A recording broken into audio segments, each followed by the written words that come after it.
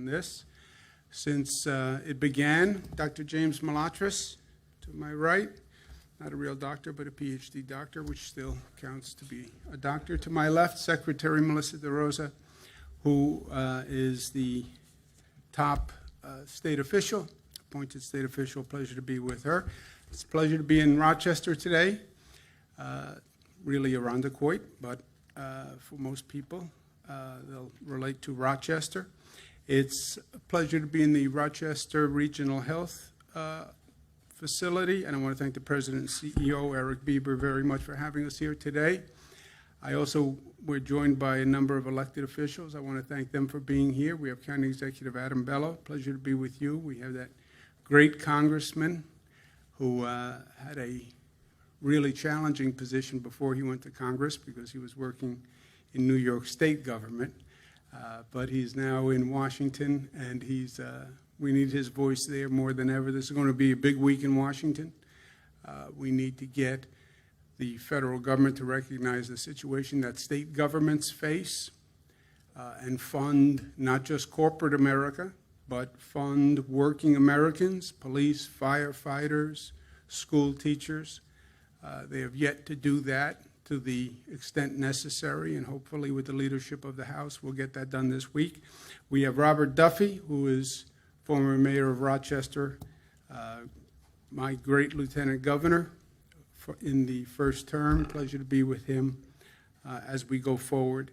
We have elected officials here with us today. I also asked the elected officials all across the state to join us to understand today's presentation. So we invited all the county executives, we invited all the mayors to listen to this presentation, because we start a new chapter today in many ways.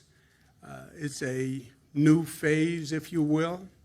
May 15th is the end of the statewide closure. May 15th is the end of this week. And the question is now going to shift more towards localities and regions across the state to make sure they're in a position to open. And the state will be working in coordination with them. But it's an exciting new phase. We're all anxious to get back to work. We want to do it smartly. We want to do it intelligently, but we want to do it. And that's what this week is going to be all about. In terms of where we are, total hospitalizations are down again. That net change is down again. The net change in intubations is down again. The number of lives lost, still too high, obviously at 161, but better than it has been. So we see all the arrows are pointed in the right direction. If you look at the number of new COVID cases per day, about 488, that is just about where we started this horrific situation, right? So May 10th, we're right about where we were on March 19th, before we went into the abyss of the COVID virus. And when you see the number of lives lost, again, we're right about where we started before we really went into the heart of this crisis. And that's what it's been. It's been a crisis, and a painful one.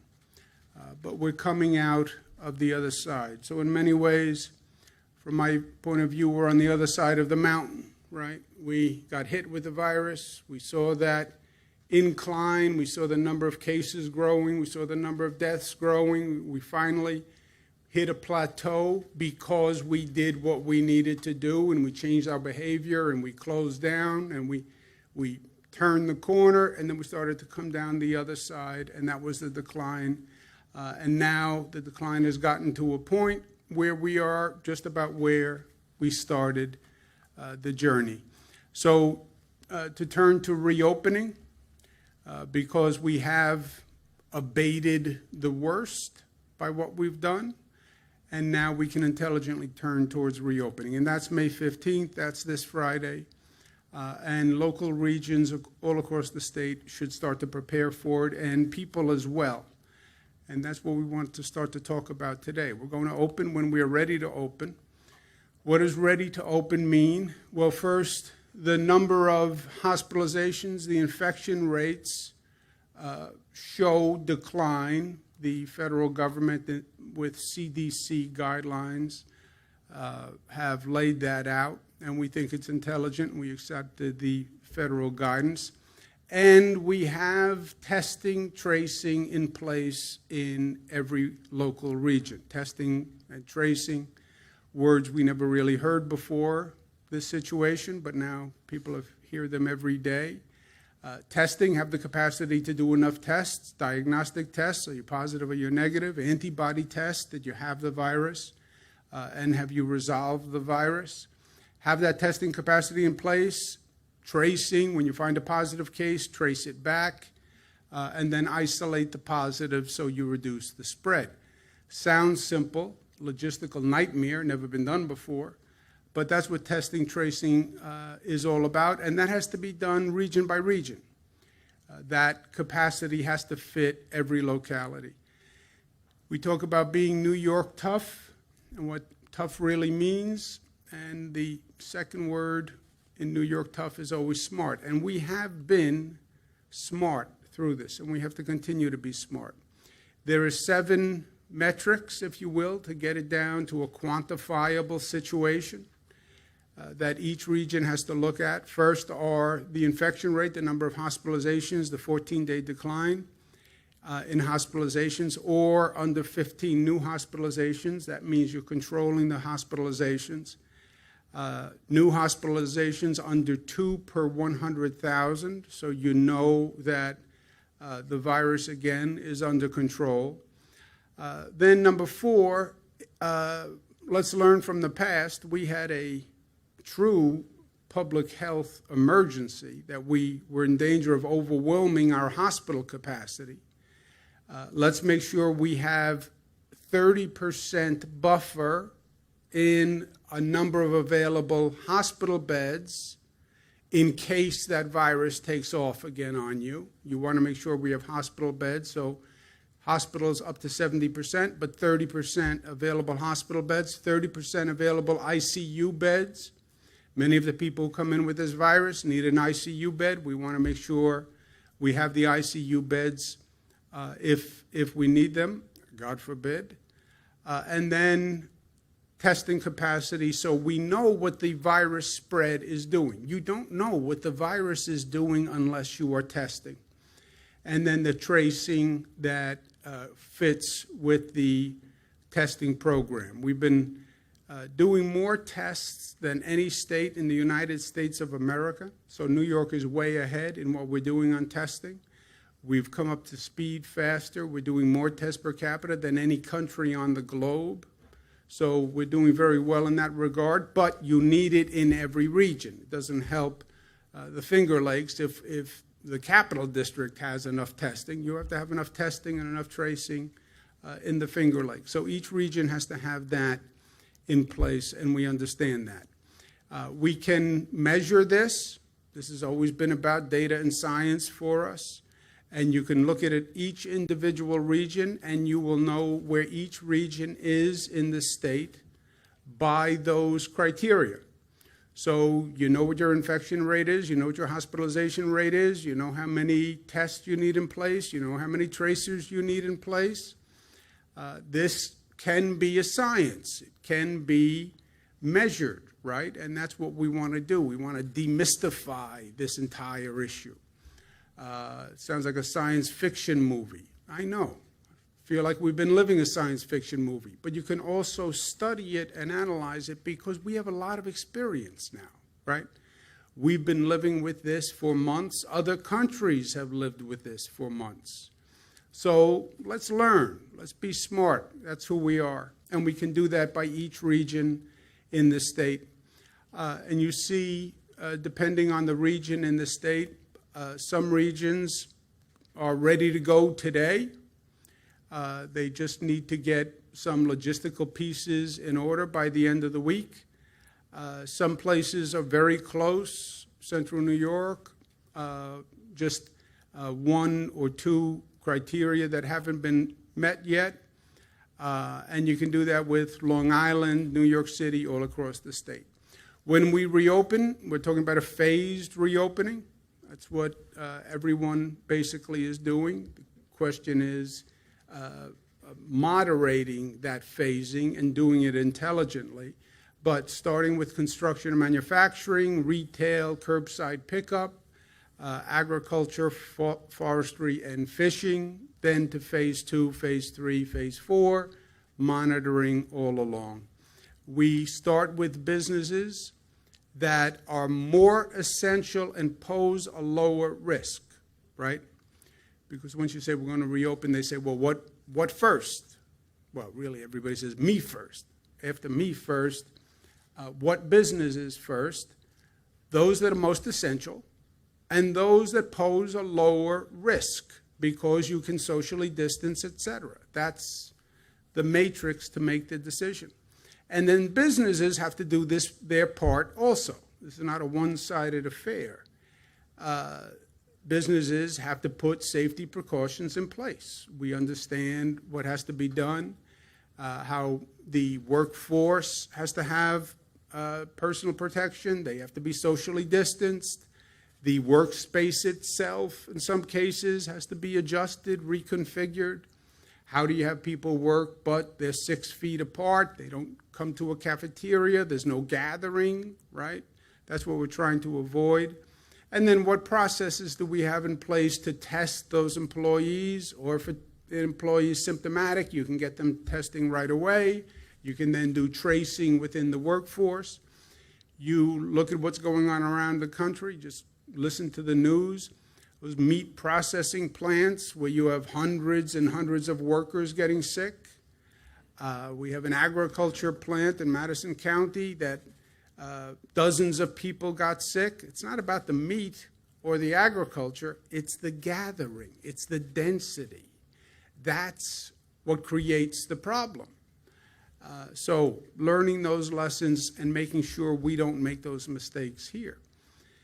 On retail, all retail will be authorized to do curbside pickup or drop-off or in-store pickup.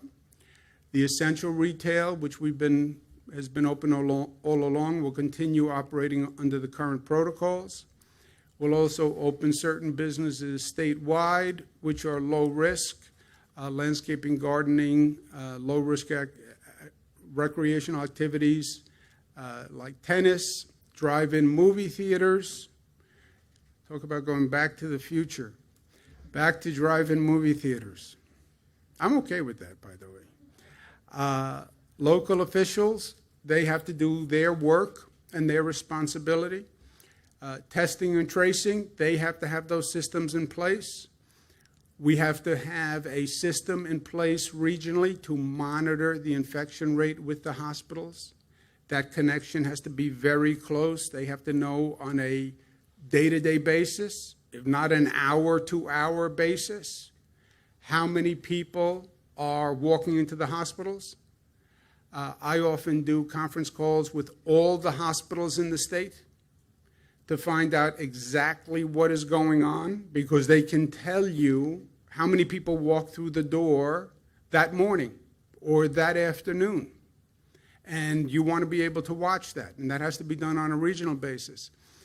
Businesses have to follow these new rules, but we have to make sure they're following those rules also. And you will get calls from employees who say, I went back to work, but by the way, I'm not comfortable. I don't think this is appropriate social distancing. I don't think I'm been given the appropriate equipment. Regional governments have to be in a position to respond to those. The local governments have to be in communication with each other. We do this on a regional basis. So there are a number of counties in that region, but it's one region. And, this virus doesn't respect county borders or state borders. Those governments have to be in contact with each other. If you know what's happening with your neighbor, you know what's happening in your district. So that has to be in place, and that has to work. And there's also something we call a regional control room, which is made up of the top officials, government officials, academic officials, healthcare professionals that are watching the situation in that region develop. You are going to increase activity. Depending on how intelligently you increase activity will be the possible effect on the spread of the virus. You need to know what the impact is. You need to know it in real time, and you need to be in a position to respond. If it does not go well, and you see that infection rate moving because the hospitals tell you they see an increase or because your testing data shows an increase, you have to be able to pull the plug or slow down the increase in activity, and that's what we call the circuit breaker, right? So you're increasing the activity, you're watching the infection rate, you're watching the hospitalization rate, you see that start to tick up, you have to have a circuit breaker. Slow down the activity level because you're increasing the infection rate, and nobody wants to be there. That means you're going back to the other side of the mountain. And we just made it over the mountain. Nobody wants to go back to the other side of the mountain. So those regional control groups are very important. They have to be in place. They have to communicate. Everyone has to know what each other's responsibilities are going forward. And we have been working with the regions all across the state over the past few weeks. We have those groups assembled, but this week, it's Monday, before Friday, start talking, start communicating, understand who does what, where, and that's true in regions all across the state. But I would urge them now to get on the telephone or Zoom or whatever your preferred technology, start talking, start understanding what happens on Friday, what do our numbers look like, and let's get that all set sooner rather than later. This is the next big step in this historic journey. First phase was figure out what we were dealing with because we had no idea. Scramble, frankly, to deal with a situation that dropped from another planet. Stabilize. Ramp up the healthcare system, inform people, get people to understand what we were dealing with, and control the damage. That's the mountain to me. We're now on the other side of the mountain. Next step, how do we reopen? How do we reopen intelligently? And how do we reopen without taking a step back? What we have done thus far is really amazing. And it was because we were smart and because we were unified. And because we did that, we averted tragedy. Let's just remember where we were, right? Remember where you were before you take a step forward. We had the virus that attacked us from Europe. The virus was coming. They now say, the experts now say, the geniuses now say, the virus came from Europe in January and February. And you know what? No one knew. No one knew. With all the sophistication, with all the public health organizations, with that whole alphabet soup of agencies, nobody knew the virus was coming from Europe. Everybody's looking at China, and the virus is coming from Europe. Why? Because by the time we moved, the virus had traveled from China to Europe. And then people are getting on flights from Europe coming to New York. 2 million travelers. 2 million travelers came from Europe. We had no idea. So New York, the East Coast, people were landing at JFK. They were landing at Newark Airport. And that's where the virus came from. January, February, March. Nobody knew. European travel ban goes into effect mid-March. It's too late. It was already here. Okay. Let's learn the lesson going forward. But that was the situation. Those were the cards we were dealt. That's why New York had such high numbers. Not because there's anything special or different about New York, but because New York is where the European flights were coming in, and we didn't know. That was the situation that we were handed. They then say, well, we project hospitalizations to be 120,000. I said, 120,000? You know how many hospital beds we have in this state? 50,000.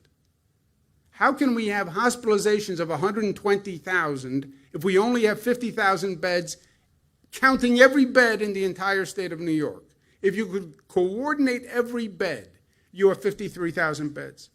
And they projected 120,000. So, scrambled to try to get more hospital beds. But the only real course was you have to reduce the infection rate. How do you reduce the infection rate? You have to close down, stop people from spreading, stop gathering, stop density. We did that.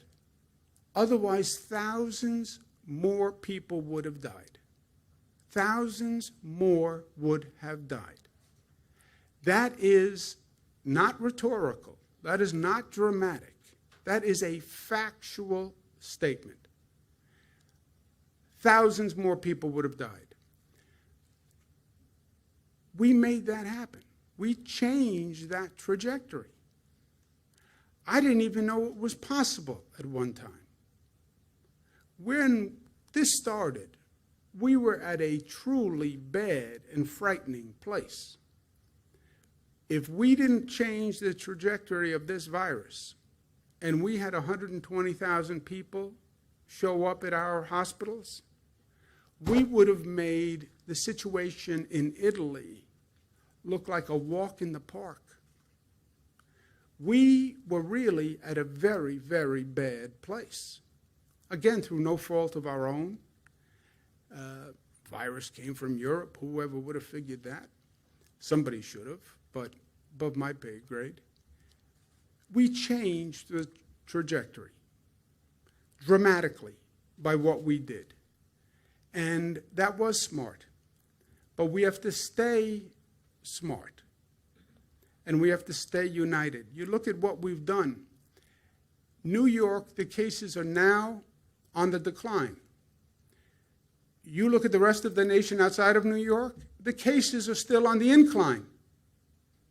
We took the worst situation in the nation and changed the trajectory, so now we're on the decline. The rest of the nation, the cases are still on the incline.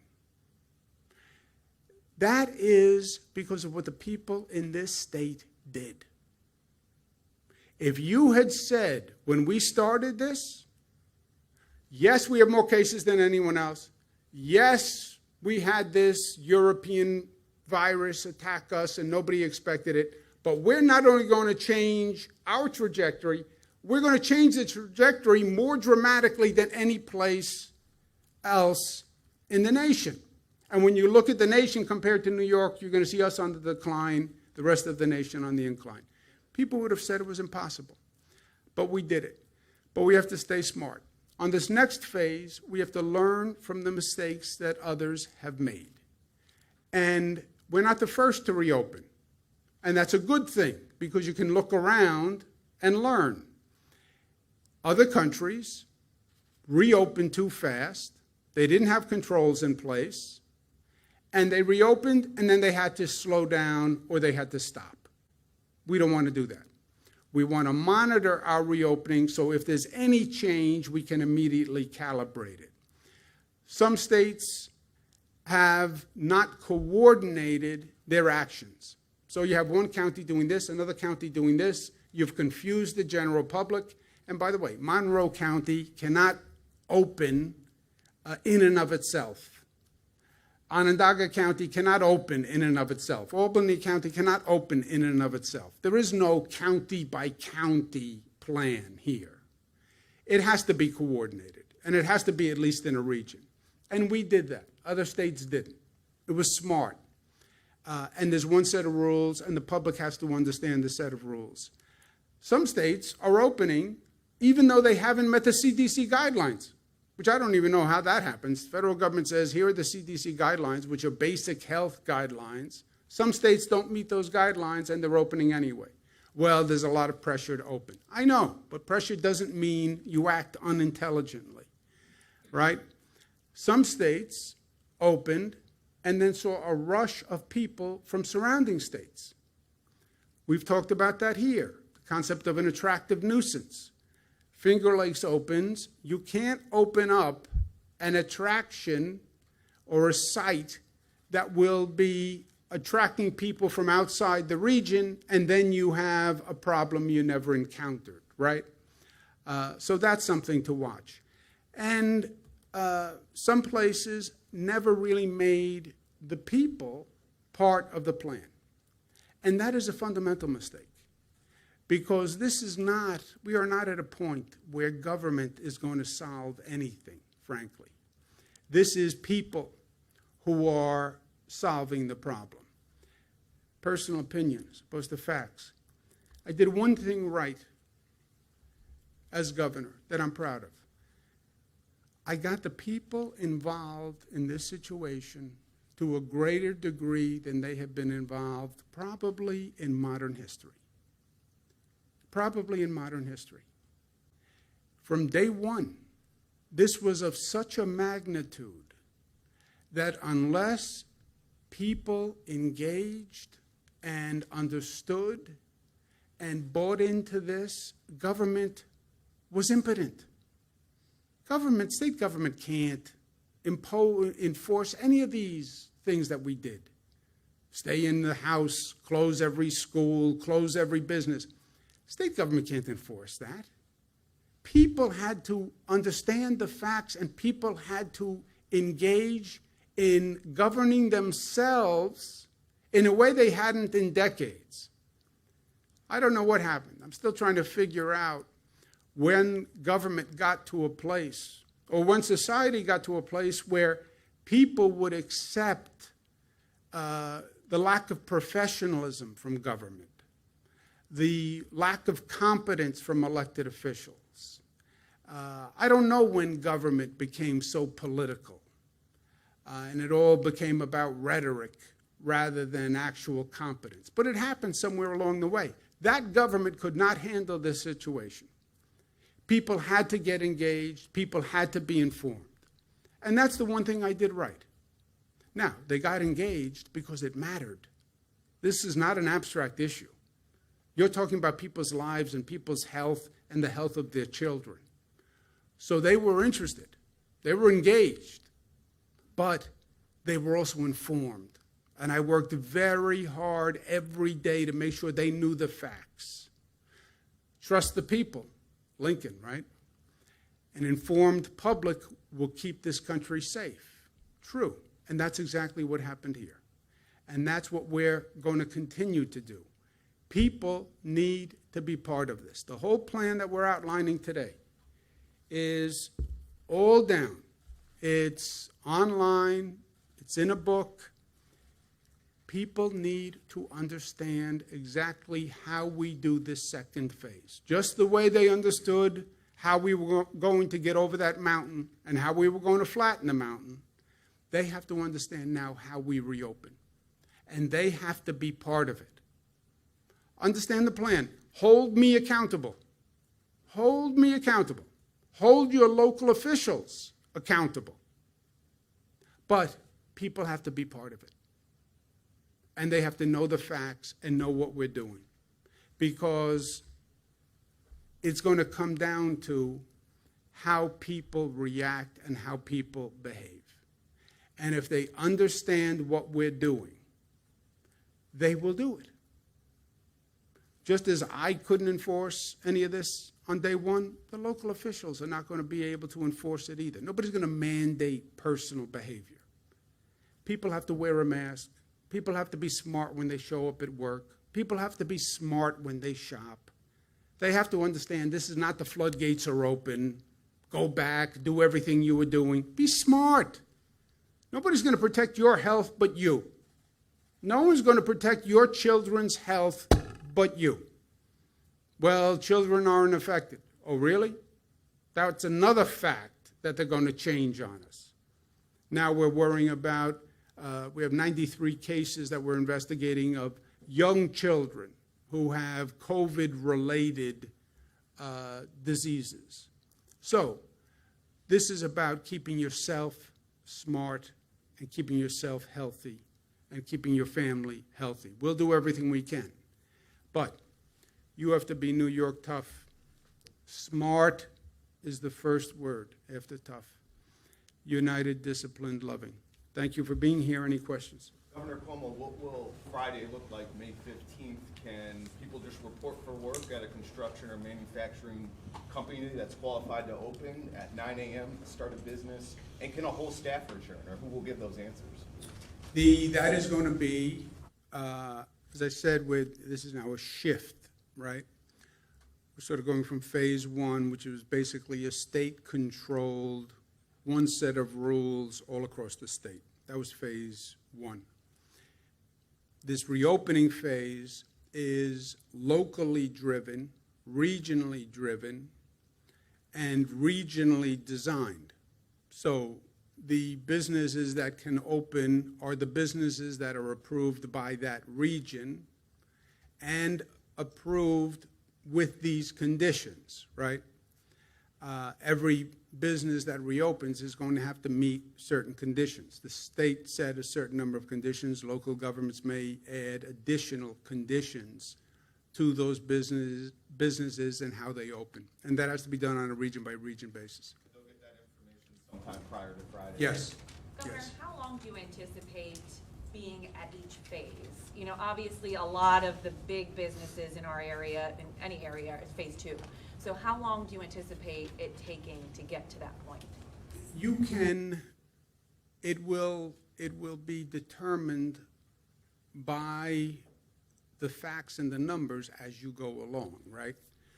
I'm more of a visual person. You're turning a valve, increasing the economic activity.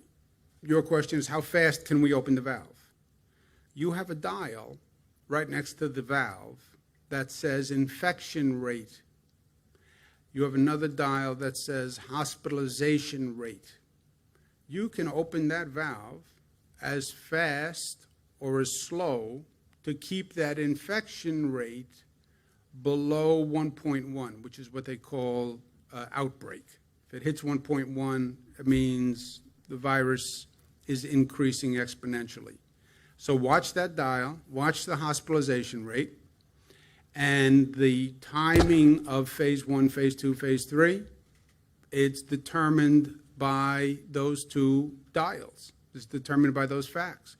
You watch the infection rate, you watch the hospitalization rate as fast as you can come online without increasing the virus spread to outbreak or increasing the number of deaths, then that's how fast you reopen the economy. Will you shut it if it's too fast? The local region has a control room and a circuit breaker, we call it, to stay with the graphic physical metaphor. Circuit breaker, if you see those dials going into the red zone, if you're really closely watching the dials, you wouldn't have to turn the valve off. You would just slow the valve a little bit, depending on how well your dials are calibrated and whether you're watching or not. So the best would be just slow instead of off.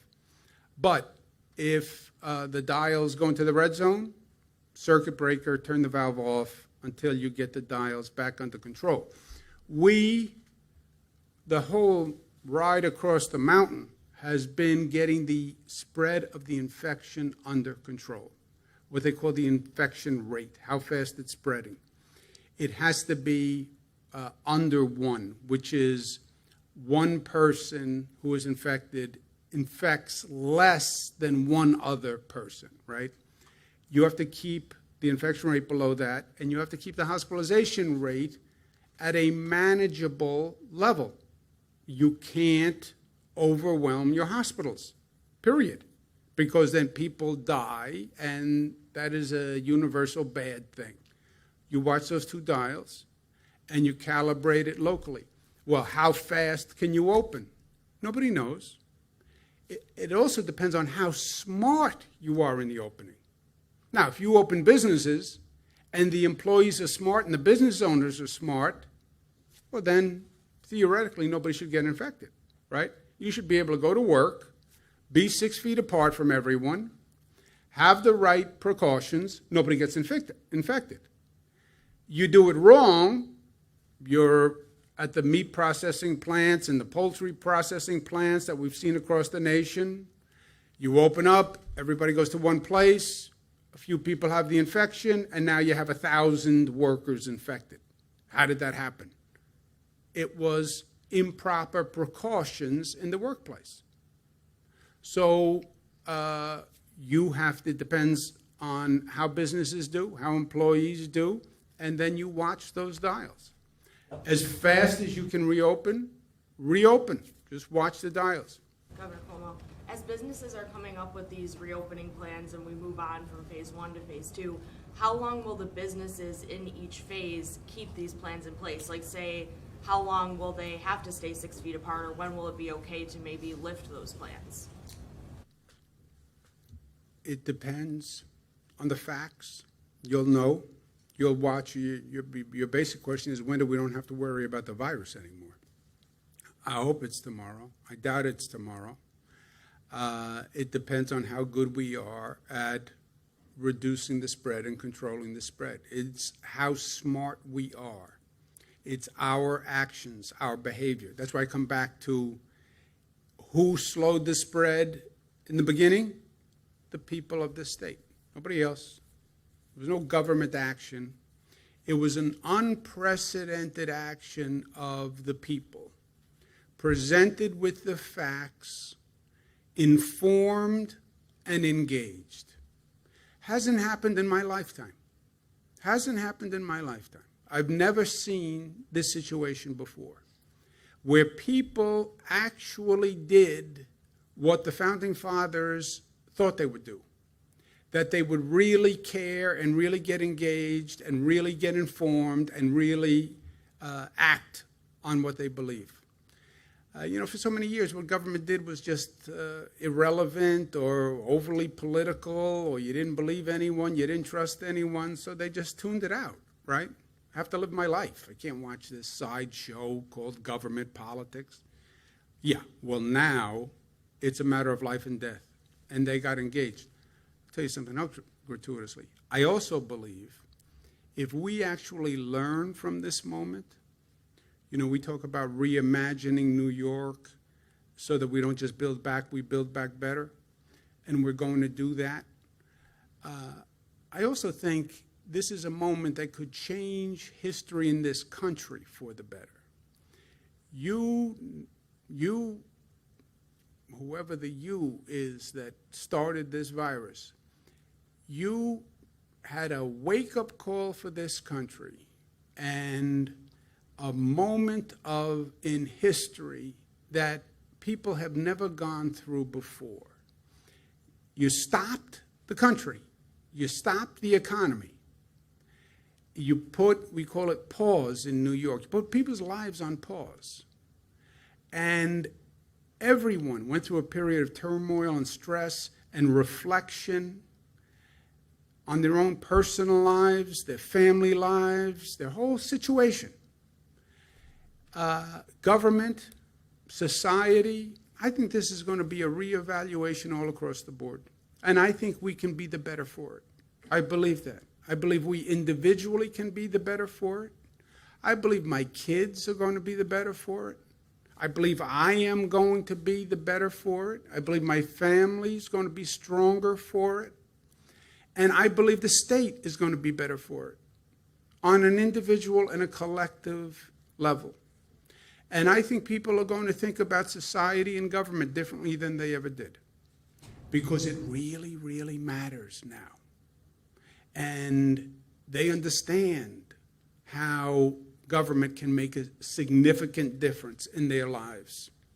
And it's not going to be a sideshow anymore. They're not going to tolerate it. I believe that. So they were in charge, the people. They accomplished a great, great feat in this state. We had the worst situation in the nation. The worst. And now our numbers are on the decline, and the rest of the country is still on the incline. So what New Yorkers did, nobody could have imagined. If they show that same resolve and intelligence in this next phase, it's up to them. It is up to them. Governor? With businesses reopening and schools still closed, there's going to be a need for childcare. Are there guidelines for daycares reopening? I didn't see it on your graph there. When could daycares open? Yeah, it's a very good point. Look, we said all along, the closing of the schools had a direct impact on what you could do with the businesses, right? And we said you couldn't open all the businesses wholesale without opening schools because you'd make it very problematic. How do people go to work with their children at home? We said we're not opening schools for the remainder of the academic year. So these business openings until the end of the academic year, you're going to be in phase 1, phase 2. You're not going to have all the businesses open, but arranging child care for those workers who need it are one of the responsibilities of these regional councils. You have to have daycare available, child care available for those workers who now are going to go back to work. Cuomo, can you hear me okay with this thing on? With the mask? Yeah. Leave the mask on, All right. for multiple reasons. You sound like the father of a woman I dated, yes. Yeah. The father of the woman you dated was right. And I would make an exception on the I like the boyfriend rule if you were the boyfriend, just so we're clear. Three key factors for regional reopening: hospitalizations, hospital deaths, new hospitalization rates. You explained that. The one thing is, a lot of our viewers want to see that on a consistent data. They want to be able to see how a region is doing, and we can't seem to get that data. We know that you have it, and it's provided to you. You're kind enough to share it on a statewide basis, but again, this is a regional Yes, sir. factor. You're exactly So, right. wow, thank you. So, if you, Lightning strikes. yes, Yeah, so, just when you thought it was impossible. yeah, so, Anything can happen once. yeah, so. Blind chicken gets a kernel of corn every once in a while. Go ahead. All right, so, none of the, It's all love. the state health department does have a website where they provide information, but none of those are things, the metrics upon which the data of reopening are based. You have said you've worked very hard every day to make sure that we get information and to hold you accountable. Can you get the state health department to start releasing that information on a consistent daily basis so folks all involved in this can keep track of it and know how we're doing? Good question, you're right. When can we put up the daily hospitalization rate, region by region? This dashboard that the governor put up today will be public today. So you can go to a website, you'll see how the regions are doing. It gets updated every 24 hours starting today. One more thing on a business reopening, do they have to submit a plan to the state? No, they do it region by region. The regions will handle it? Because Yes. some were concerned that if there's one agency in charge of this, they may get overwhelmed like the State Department Yes. of Labor was. So Yes. it's the regional. Region like by Bob region. Duffy will Yes. help us with that? Bob Duffy, Adam Bello, Joe Morelli. Call Joe Morelli. Phone number 202. Thank you very much. God bless you.